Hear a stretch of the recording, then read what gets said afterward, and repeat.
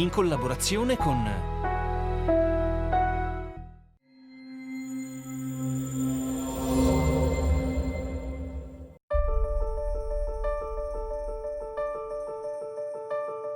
La nostra città, oltre a tutte l'altre italiche di lietissime feste abbondevole, non solamente rallegra i suoi cittadini o con nozze o con bagni o con li marini liti, ma copiosa di molti giochi sovente, ora con uno, ora con un altro litifica la sua gente. Ma tra l'altre cose nelle quali essa appare splendidissima è nel sovente armeggiare. Le parole dello scrittore Giovanni Boccaccio fotografano Napoli tra il XIII e il XIV secolo. Una città in grande movimento, ricca di avvenimenti, passioni e voglia di potere, in cui non sembra affacciarsi mai la noia. Il merito di questo fermento militare, artistico e culturale va dato ad una delle più importanti famiglie europee, i francesi d'Angiò, che nella seconda metà del 200 conquistano Napoli per farne una capitale del Mediterraneo. Tra imponenti fortezze, sontuose basiliche, decapitazioni e nozze, Napoli comincia ad affermarsi come una delle città più importanti d'Europa.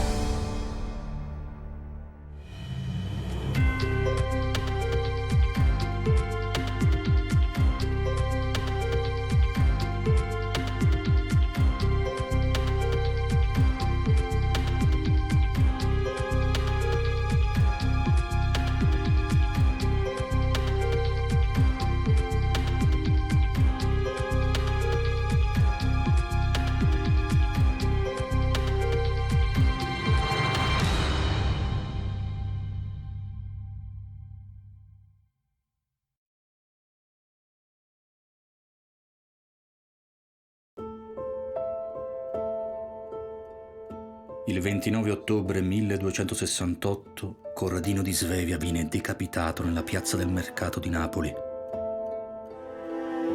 Il corpo dell'erede di Manfredi, ultimo re svevo di Napoli e di Sicilia, viene sotterrato sulla costa accanto a un cimitero ebraico. È un gesto plateale e crudele con il quale Carlo d'Angiò, ultimo figlio del re di Francia e di Bianca di Castiglia, con l'appoggio della Chiesa, conferma la sua supremazia sulla città partenopea, conquistata 2 anni prima. Carlo, il nuovo re francese, trasferisce la capitale da Palermo a Napoli, segnando l'inizio di una lunga storia dinastica, che lascerà segni profondi nella città.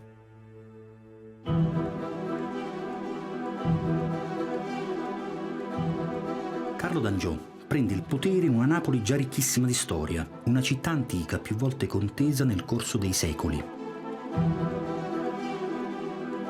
Ne sono testimonianza gli stupendi castelli di fondazione normanna, che vennero potenziati come Castel dell'Ovo, il più antico, o Castel Capuano, che sorgeva vicino all'omonima porta. Per il mantenimento del potere da Carlo in poi, i re angioini ampliarono e contribuirono a costruire nuove fortificazioni come Castel Sant'Elmo, che sorge sulla collina del Vomero, per volontà di Roberto il Saggio, figlio di Carlo II.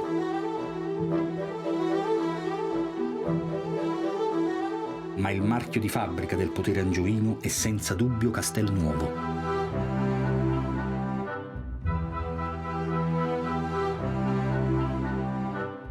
Del castello voluto da Carlo I rimangono pochissime tracce sia all'esterno che all'interno dell'edificio, che nel secolo successivo viene rimodernato dagli aragonesi. I profondi interventi di restauro, tuttavia, non hanno cancellato la memoria dei regnanti francesi, come testimonia il nome con cui ancora oggi i napoletani chiamano questo luogo: Maschio Angioino.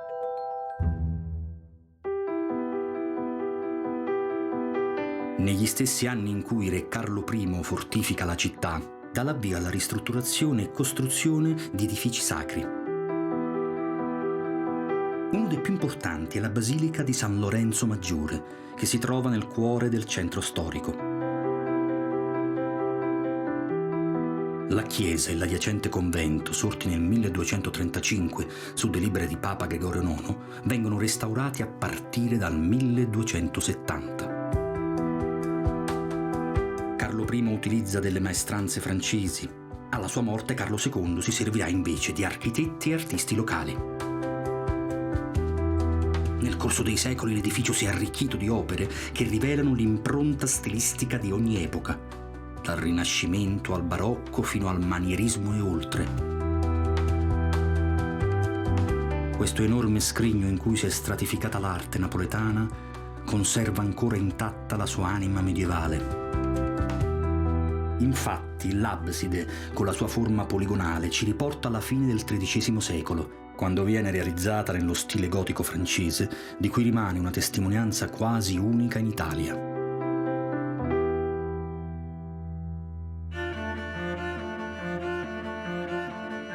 Nel deambulatorio con volte a crociera che cinge l'abside si aprono le cappelle sempre nel tipico stile gotico.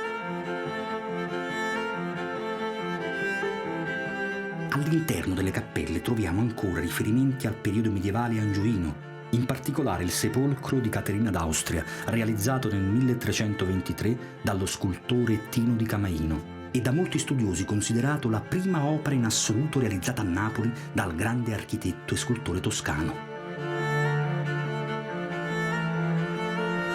Caterina è la prima moglie del duca Carlo di Calabria, figlio del re Roberto d'Angiò. Il monumento presenta un tabernacolo sostenuto da 4 colonne tortili che poggiano su leoni.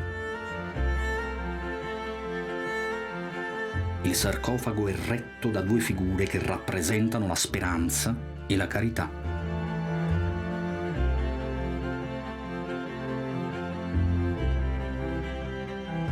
Scorrendo le cappelle che si aprono a raggio incontriamo gli affreschi con le storie della Vergine di ignoto giottesco, risalenti al 1333-34. E infine la tomba di Maria di Durazzo, esponente dell'altro ramo della famiglia d'Angiò, che viene realizzata nel 1371. Altre testimonianze degli Angiò si trovano anche sul lato sinistro del transetto, dove sono collocati gli splendidi monumenti funebri della seconda metà del XIV secolo, appartenenti a Carlo di Durazzo, Roberto d'Artois e Giovanna di Durazzo.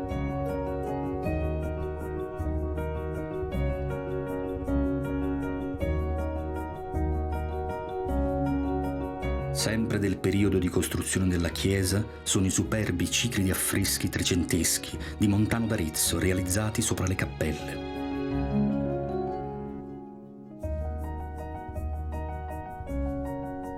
Il lato destro del transetto ci fa viaggiare nel tempo di oltre 300 anni, grazie allo splendido cappellone di Sant'Antonio, magnificamente decorato in stile barocco da Cosimo Fanzago. A quest'ultimo si deve anche il pozzo sormontato dalla statua di San Lorenzo, presente al centro del chiostro settecentesco che si trova nell'attiguo convento.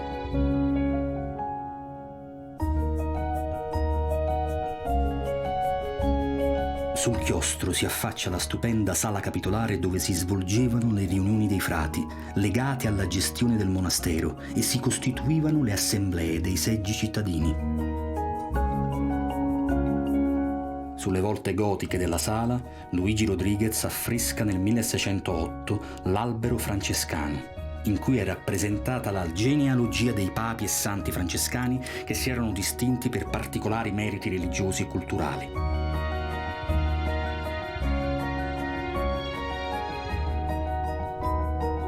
Rodriguez affresca anche il grande refettorio, al quale si accede tramite il chiostro. Gli affreschi rappresentano le 7 virtù reali e le 4 virtù minori, mentre nelle lunette sono raffigurate le province napoletane. Il convento, che oggi mostra uno stile barocco, 300 anni prima aveva ospitato il grande poeta Francesco Petrarca. Ma l'autore del canzoniere non è l'unico personaggio che lega il complesso di San Lorenzo Maggiore ai padri fondatori della lingua italiana. Alla messa del Sabato Santo del 1331, tra i banchi della chiesa è seduto Giovanni Boccaccio. L'inventore della prosa italiana è giunto a Napoli al seguito del padre, rappresentante della compagnia dei Bardi, potenti banchieri fiorentini. Durante la cerimonia, il giovane viene colpito dalla bellezza di una fanciulla, Maria d'Aquino, che la tradizione designa come figlia illegittima del re Carlo d'Angiò. È un amore fulminante quanto passeggero, presto la ragazza si stanca di Boccaccio. Ciò non impedisce allo scrittore toscano di farne la sua musa ispiratrice con il soprannome di Fiammetta.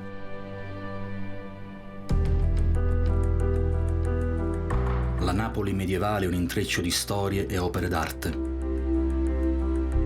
Oggi rimangono alcuni frammenti incastonati in edifici che si sono modificati nei secoli con l'avvicendarsi tumultuoso di re e dinastie, che con la smania di celebrare fasti e le glorie del loro presente commissionavano ad artisti e architetti ristrutturazioni e nuove opere. Un caso esemplare di questa dinamica si ritrova nella chiesa di San Domenico Maggiore, che viene costruita per volere dei primi regnanti angioini tra il 1283 e il 1324 e successivamente aggiornata secondo un'impronta prima rinascimentale e poi barocca. È proprio questo accostamento di epoche così diverse per gusto e ispirazione a rendere unico questo edificio sacro.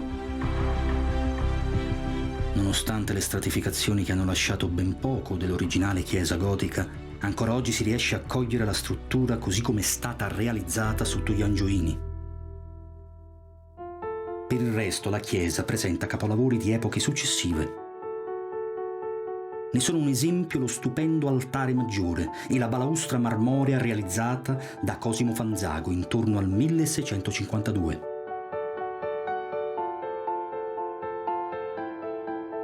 Oppure la sacrestia di San Domenico alla quale si accede dalla settima cappella a destra. Si tratta di un salone rivestito di legno di noce decorato in stile barocco su disegno di Giovan Battista Nauclerio. Alzando lo sguardo si ammira il grande affresco di Francesco Solimena, realizzato nel 1708, che raffigura il trionfo della fede sull'eresia ad opera dei Domenicani. Abbassando di nuovo lo sguardo verso le pareti troviamo un ballatoio con una serie di 42 arche, cioè sarcofagi, di reali e nobili d'Aragona, 38 delle quali contengono ancora i corpi imbalsamati. Secondo la tradizione qui è sepolta l'intera dinastia aragonese tra il 1442 e il 1503. Dalla sagrestia si accede alla sala del tesoro, nella quale sono presenti i busti, gli arredi sacri e le vesti dei nobili aragonesi recuperate all'interno delle arche.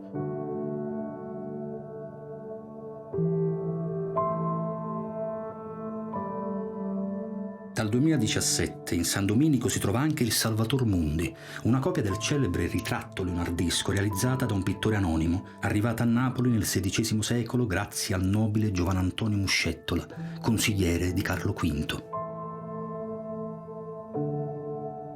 Il complesso di San Domenico Maggiore non conserva soltanto grandi capolavori d'arte, ma ha anche un valore eccezionale perché è legato ad una delle più importanti figure della Chiesa cattolica, San Tommaso d'Aquino.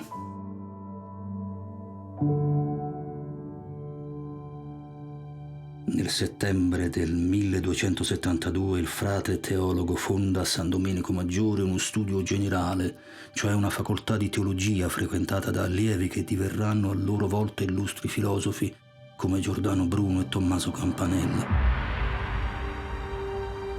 Secondo la leggenda, in questa chiesa San Tommaso ha la celebre visione di Cristo, mentre inginocchiato in preghiera di fronte al dipinto di una crocifissione, il Cristo si anima e rivolge al santo queste parole: Bene scripsisti de me, Toma.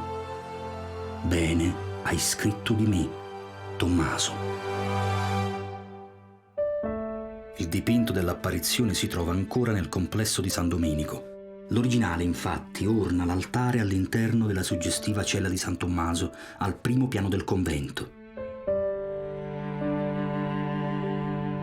Una copia è stata posizionata anche all'interno della chiesa, nella cappella del Crocifisso.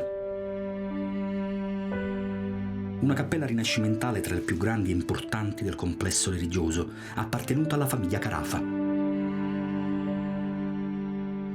La cappella è una sorta di pantheon che ospita numerosi monumenti funebri dedicati a esponenti del potente gasato napoletano.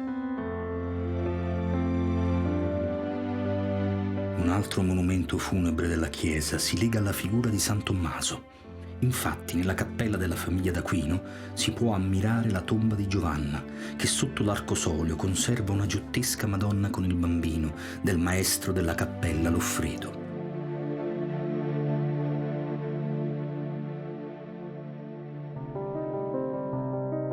Tra le molte cappelle che si aprono sulla navata centrale, ce n'è una che si è conservata come al tempo degli Angioini e di San Tommaso e ci permette di immergerci completamente agli inizi del XIV secolo. Si tratta della Cappella Brancaccio, nota anche come Cappella degli Affreschi. I cicli che ornano tutte le pareti della cappella sono attribuiti al pittore romano Pietro Cavallini, che in quegli anni lavora a Napoli godendo dell'ospitalità di Carlo II d'Angiò. Gli affreschi, commissionati dal cardinale Landolfo Brancaccio intorno al 1308, raffigurano le storie di San Giovanni Evangelista, una crocifissione con la Vergine, San Giovanni Dolente, le storie di Andrea e infine le storie della Maddalena, fra le quali spicca la Maddalena in penitenza, che ritrae la santa con i lunghi capelli che le coprono il corpo nudo mentre è in preghiera in una grotta. Lo stile del Cavallini rimanda a Giotto e ai suoi capolavori nella Basilica Superiore di Assisi. Molte similitudini si possono ritrovare nella solida volumetria degli edifici sullo sfondo, nella plasticità delle vesti, nella cura dei dettagli d'arredo degli interni e soprattutto nell'espressività dei gesti e dei volti delle figure umane. Tra le scene affrescate ci sono anche dei momenti eccentrici, come quello di un diavolo che aspira l'anima dalla bocca di un proconsole romano, presente nella crocifissione di Sant'Andrea.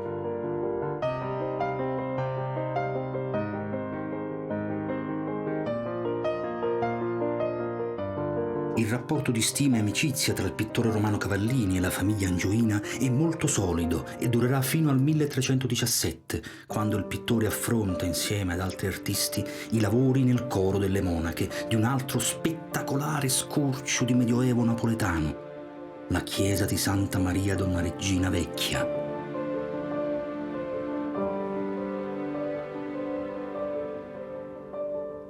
Si tratta di uno dei più grandi e importanti cicli d'affreschi di tutta Napoli, giunto ai nostri giorni nel solo colore rosso a causa dell'incendio che nel 1390 ne ha determinato la perdita dei colori.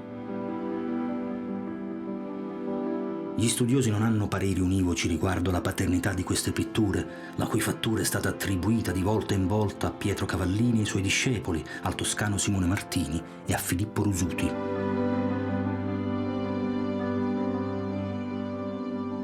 Basta osservare la controfacciata che rappresenta l'Apocalisse, divisa in 3 registri in cui sono raffigurati paradiso, giudizio universale e inferno, per rendersi conto delle differenze stilistiche tra una rappresentazione e l'altra. In alcune scene si notano figure allineate in modo ordinato, mentre in altre le figure sono disposte in maniera più caotica e sparsa. La parete orientale presenta il ciclo più ampio che comprende le scene della passione, morte e risurrezione di Cristo. A giudicare dall'architettura degli edifici siamo di fronte a un pittore di chiari riferimenti giotteschi. Allo stesso tempo nei dipinti si trovano elementi spiazzanti, come per esempio la croce a forma di T, che più che rimandare alla pittura del centro Italia richiama le rappresentazioni del nord Europa. La bellezza della chiesa di Donna Regina Vecchia non si esaurisce con il coro. Il complesso ha origine antichissima ed è attestato a partire dal 780 come convento di San Pietro del Monte di Donna Regina, appartenente alle monache basiliane. Nel IX secolo le monache benedettine lo intitolano a Santa Maria e nel XIII secolo l'edificio passa alla regola delle Clarisse. Sotto Carlo I d'Angiò il monastero viene adibito a prigione. Nel 1293 l'edificio subisce gravi danni a causa di un terremoto. Grazie alle ingenti donazioni della regina di Napoli, Maria d'Ungheria, moglie di Carlo II d'Angiò, viene ricostruito dalle fondazioni. All'interno l'edificio è scandito da 3 navate di uguale altezza, con volte decorate da gigli angioini e bande bianche e rosse, emblemi della fondatrice Maria d'Ungheria, che qui è sepolta dopo la morte sopraggiunta nel 1320. Il suo sepolcro viene realizzato su commissione del figlio, il re di Napoli Roberto d'Angiò. Il sepolcro della regina, che diventa prototipo delle tombe angioine a tabernacolo, è un capolavoro di Tino di Camaino, lo scultore toscano arrivato a Napoli proprio al seguito di Roberto d'Angiò. La regina giace sul sarcofago sostenuto da 4 statue che rappresentano le virtù,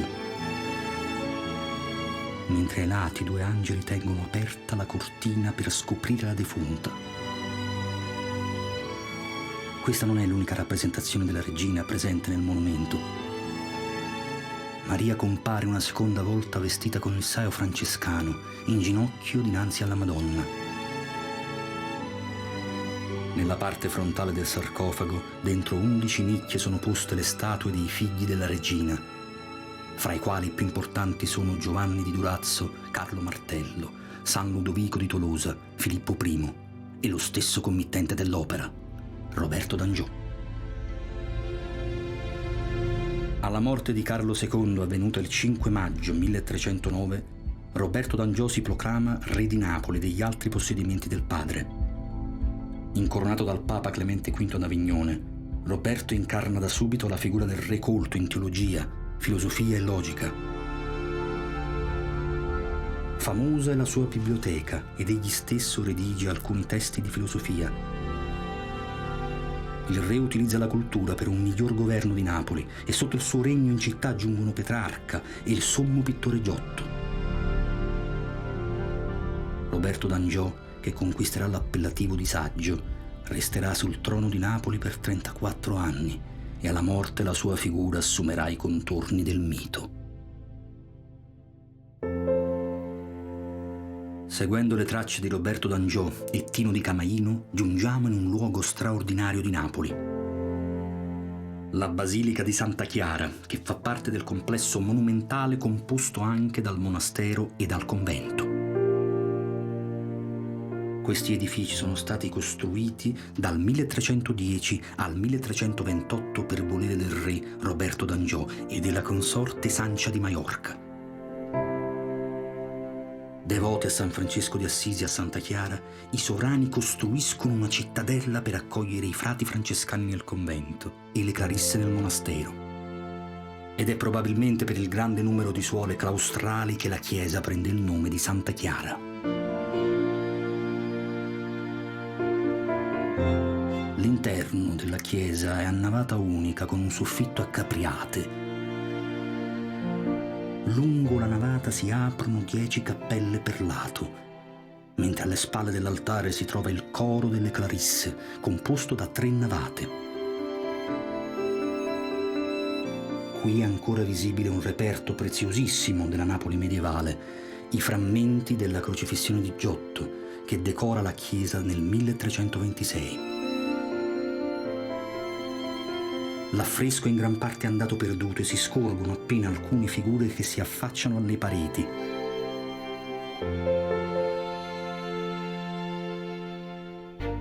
Nel coro della chiesa è sepolto anche il re più importante di tutta la dinastia angioina, Roberto d'Angiò. Il suo imponente sepolcro è opera dei fiorentini Giovanni e Pacio Bertini, autori anche dell'altare maggiore del pulpito. Nella chiesa trovano sepoltura anche altri esponenti della dinastia angioina come Carlo di Calabria e Maria di Valois, i cui monumenti funebri sono opera ancora una volta di Tino di Camaino.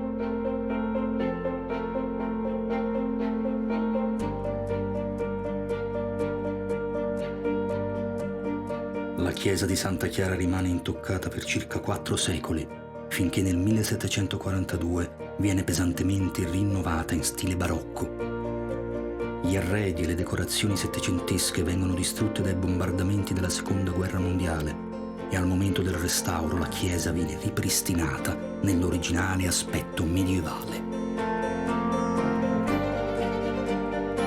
Alla distruzione delle bombe è scampato un documento eccezionale del restauro settecentesco, il chiostro di Santa Chiara.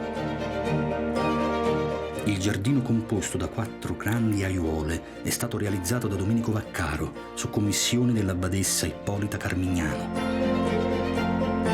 Lungo i vialetti si trovano splendide sedute e pilastri decorati da maioliche dipinti a mano dagli artigiani locali. Le raffigurazioni sono ricche di fiori e frutti e le scene sulle spalliere esaltano la vita locale, il folklore e le bellezze naturali. È un tripudio di invenzioni e colori che sboccia dentro un chiostro che conserva ancora delle volte gotiche.